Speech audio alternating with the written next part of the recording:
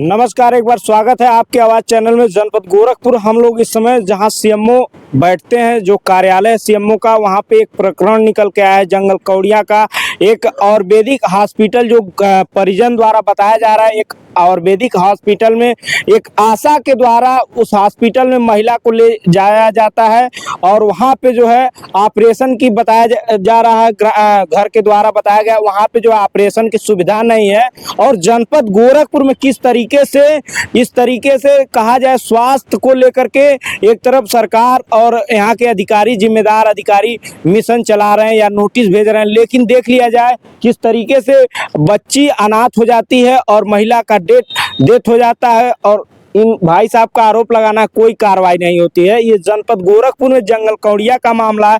जिस तरीके से परिजनों ने आरोप लगाया, कहीं ना कहीं इस पे प्रशासन जो है अंकुश नहीं लगा पा रहा है, इसलिए जो है डॉक्टर उतरते आ रहे हैं। आए दिन डॉक्टरों का मामला गोरखपुर में देखने को मिला, लेकिन कोई कार्रवाई नहीं होती है। आइए सुनते हैं घर वालों की जुबानी क्या है, पूरा मामला जानते हैं, प्रयास करते हैं। नमस्कार, मेरा नाम सुमंत गिरी है। कहाँ के रहने वाले? मैं गोहटा का हूँ। क्या मामला है आप? मेरी वाइफ को डिलीवरी था, 9 महीने 2 दिन हो चुके थे।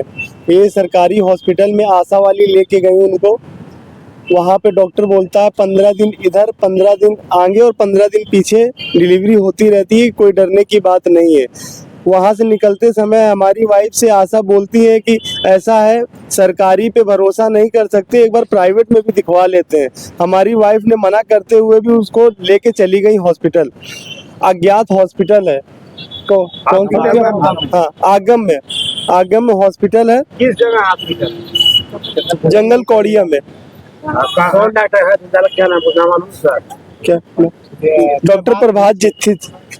डॉक्टर प्रभात दीक्षित नाम है। अच्छा, क्या हुआ तो आपको? सर मेरे बहन का वहाँ पे डेथ हो चुका है। अच्छा, क्या नाम था बहन का? रेशमा गिरी। अच्छा, ये क्या हुआ? आप क्या घटना घटी? सर मेरे बहन का डिलीवरी था उस दिन। क्या घटना, पूरी घटना क्या घटना होती? बताइए। हमारे पास फोन आता है, हमारी वाइफ ने, हमने कहा कि वो हॉस्पिटल पहुंच गई। वहाँ फोन करती हैं हमको कि हम हॉस्पिटल आए। हमने कहा अच्छा ठीक है, पहुंच गई हो तो हमारी डॉक्टर से बात कराओ। डॉक्टर से हम बात करते हैं तो डॉक्टर बोलता है हालत बहुत सीरियस है।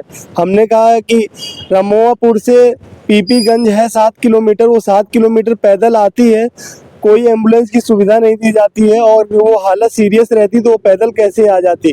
वहाँ पे अगर डॉक्टर, सरकारी डॉक्टर बोलता है 15 दिन आगे, मतलब 15 दिन बाद आपकी डिलीवरी नॉर्मल होगी, बच्चा बहुत स्वस्थ है और आप जाइए वहाँ पे। और ये आशा वाली लेके वहाँ हॉस्पिटल चली गई। डॉक्टर हमसे बात करता है पैसे लगेंगे। हमने कहा कि आप जब तक मैं नहीं आता तब तक आप कोई केस नहीं करेंगे। 1 बजे मेरी बात हुई तो 2 बजे के आसपास मुझे सुनाई देता है कि हमें मेरी बिटिया हुई है। हमारी वाइफ बोलती है, मैंने 4 बजे, मैं उस समय हरियाणा में था, वहां से रिटर्न आ रहा था, मैंने फोन किया, वीडियो कॉल अपनी वाइफ से बात किया और बात करने के बाद मैंने बोला कि कैसी तबीयत? उन्होंने बोला ठीक है, आप आराम से आइएगा। मैं वहां से 9 बजे निकलता हूँ कानपुर से ये गोरखपुर आने के लिए, हॉस्पिटल के लिए। तो डॉक्टर का फोन आता है 9 बजे मेरे पास। 9 बजे आते ही बोलता है डॉक्टर हालत बहुत सीरियस है। हमने कहा ये कैसे हो सकता है, अभी तो मेरी वाइफ ठीक थी। वो बोला कि नहीं, हालत बहुत सीरियस है, वो बेहोश हो चुकी हैं, अगर आधा घंटे में अगर वो होश में नहीं आती हैं तो हम उनको घर डिस्चार्ज कर देंगे। हमने कहा आप वेंटिलेटर पे उसको डालिए जब तक मैं नहीं आता। कह रहे हैं हमारे हॉस्पिटल में वेंटिलेटर की कोई सुविधा नहीं है। हमने कहा आप ऐसा नहीं कर सकते। इतना बोल के उसने फोन काट दिया। मेरा नाम सुमंत गिरी है। आधे घंटे बाद फिर मुझको फोन करके कहता है मेरे हॉस्पिटल में वेंटिलेटर की सुविधा है। मैं सुबह 5 बजे आके यहाँ देखता हूँ मेरी वाइफ की लाश एम्बुलेंस में पड़ी है और हमारी बच्ची अस्पताल के अंदर है। फिर मुझे मालूम चलता है डॉक्टर क्या किया है, 11:30 बजे से हमारी वाइफ को लेके अपनी पर्सनल कार में इधर से उधर लेके घूमता रहा, जिसके कारण उसकी मौत हो गई। ये बहन करके दवा मैं किसी की दवाओं में नहीं दे रहा हूँ। मैं नहीं पलटूंगा। क्या कोई दुश्मनी है? कोई ऐसा बवाल? कोई दुश्मनी नहीं है। आपने इस बात कहीं शिकायत तो पिताजी का किया? मैंने किया लेकिन मेरी कहीं सुनवाई नहीं की गई। क्या बोला गया वहाँ पे? मेरे ये कहा गया पहले आप यहाँ से बॉडी ले जाइए। मैंने वहाँ पे प्रदर्शनी करना चाहा, अपने बात को वहाँ ऊपर तक पहुँचाना चाहा, उन्होंने बोला मैं लाठी चार्ज करूंगा और तुमको जेल भेज दूंगा। वहाँ के पीपीगंज के एसएसपी SHO हाँ। क्या नाम है आपका? डॉक्टर गोस्वामी गौरव भारती। मैं कहाँ के?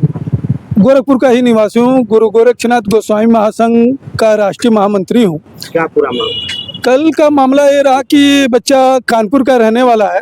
इनकी पत्नी का मायका जो है पीपीगंज था और आप देख रहे होंगे 1 महीने से 2 महीने से चल रहा आशाओं और मरीजों को बेचे जाने का मामला।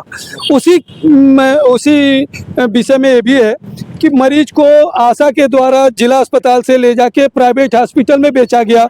धन उगाही की पूरी व्यवस्था की गई।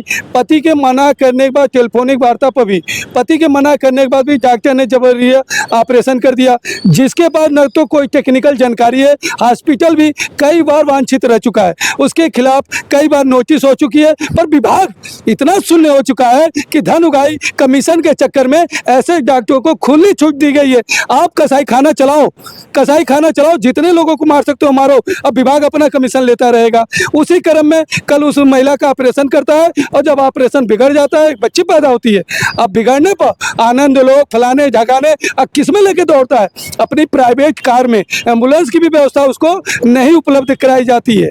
अब सोचिए कि जो डॉक्टर प्राइवेट कार में आधा घंटा पूर्व ऑपरेशन पेट फाड़े हुए महिला का अगर लेके घूम रहा है तो कितना बड़ा ये साइंस के उसमें चिकित्सा के क्षेत्र में लापरवाही है।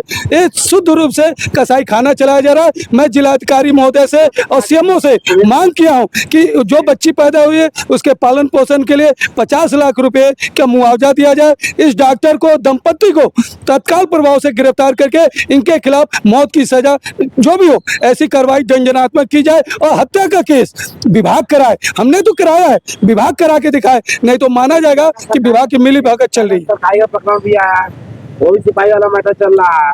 एक अभी कुलदीप त्रिपाठी के बहू नाती वाला मैटर है कि में केवल सजा के ऊपर वेतन वृद्धि लिखा गया जी। अब वर्तमान सूबे के मुखिया का बहुत खास करीबियों में से एक है आपको पूरा परिवार। बिल्कुल। फिर भी समस्याएं जस की तस क्यों है?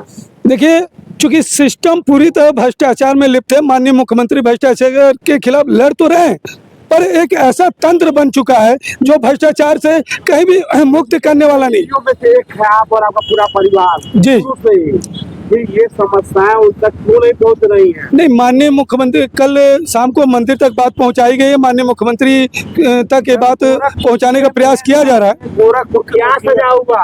सजा क्या, अभी तो गिरफ्तारी नहीं हुई। और जो डॉक्टर अनुज सरकारी का मामला कर रहे हैं, एक दमदार व्यक्ति है, क्या उनके तलवार में जंग लग गई या गौरव भारती कमजोर पड़ गए? नहीं, गौरव भारती कहीं से कमजोर नहीं पड़े हैं। हमने स्वास्थ्य विभाग को पूरी अल्टीमेटम दी है कि 1 हफ्ते के अंदर पूरे जनपद में अगर इस तरह के धंधेबाज डॉक्टरों के खिलाफ कार्रवाई नहीं होती है, ऐसे कसाई खाने नहीं बंद कराए जाते हैं, तो इस चिकित्सा अधिकारी कार्यालय पर हम तालाबंदी करेंगे और इस विभाग को यहाँ से बंद करने का काम करेंगे। रहता रहा कोर्ट में तारीख बढ़ता रहा, गौरव भारती साथ बैठे रहे क्या? नहीं, अब इस केस में जहाँ इस बच्ची को मारा गया है, एक नवजात बच्ची को अब अनाथ कर दिया गया, इस केस में अब कांड नहीं होगा। वो डॉक्टर वाला केस जो भी अनुज सरकारी का केस रहा हो, पर इस केस में पूरा गोरखपुर देखेगा, साक्षी बनेगा कि यहाँ से ईंट से ईंट बजाई जाएगी, पूरा जिला प्रशासन हिलेगा।